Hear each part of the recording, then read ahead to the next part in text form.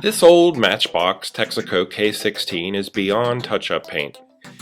It needs to completely come apart. The decals are shot, the white plastic of the trailer has yellowed, and the paint chips are way too numerous to even count.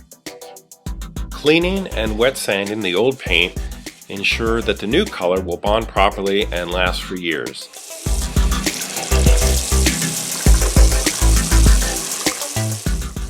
The frame can be masked off because the new silver very closely matches the old color.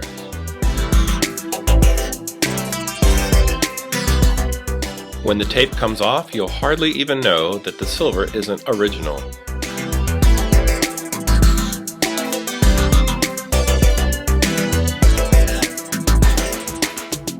The cab and trailer will be resprayed in green in a scheme that's very similar to the rare Texaco and Quaker State variations. With new holes drilled and tapped to accept the screws, the cab and chassis can be reunited.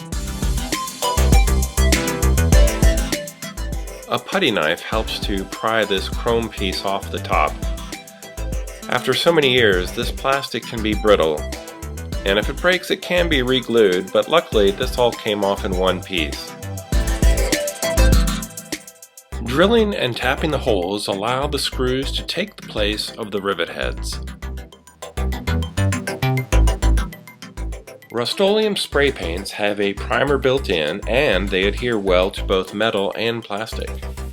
The trailer will accept decals up to about 5.5 by 5/8 inches tall. Anything within these measurements should look pretty close to what the factory might have done.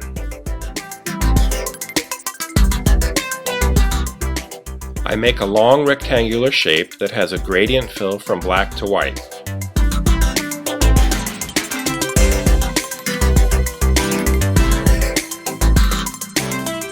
A series of small squares are overlaid on the gradient-filled rectangle. Then I change all their fill colors to white, group them together, and then I move them so that they cover just enough of the black to look like they're fading into nothing. I'm hoping to give the impression of a checkered racing flag in motion.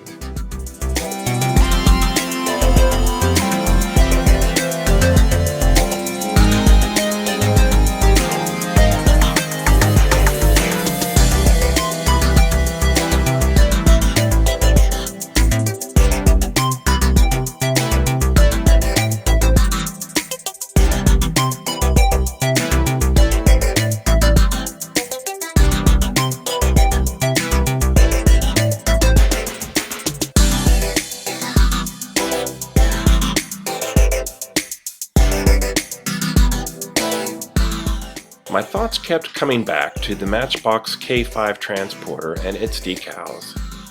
I like the idea of listing some famous European racetracks on the side of my tanker trailer. I think BP would want their logo towards the front of the trailer, so I can't just use the same design on both sides. I'll just flip everything over and resize it and replace the items until they both match, but one is on the right side and one is for the left side. I really like this design on my computer, but when you see it printed, it's kind of hard to read. So I went back to the drawing board, made a few changes, and I made this instead, which I actually like a lot better. It's a cleaner design, it fills up more of the space on the side of the trailer, it's easier to read, so I think I made the right choice. Earlier I mentioned the green tanker trucks for Texaco and Quaker State, which are both very rare and collectible. Well, here's my green K-16. It's also rare because there's only one of them. I can't really remember where the yellow hoses came from, but I think they go well with the BP logo. And I do like the green and white, combined with the silver and the black. I don't want to sound like I'm bragging, but I think this color combination looks awesome. If you can't tell, I'm a little bit proud of this one. I think it turned out pretty nicely. With a little bit of time and patience, you can make one yourself. It's not too difficult. Or come up with your own color scheme and decorations. Thank you for watching. This has been Bob's Workshop. Until next time.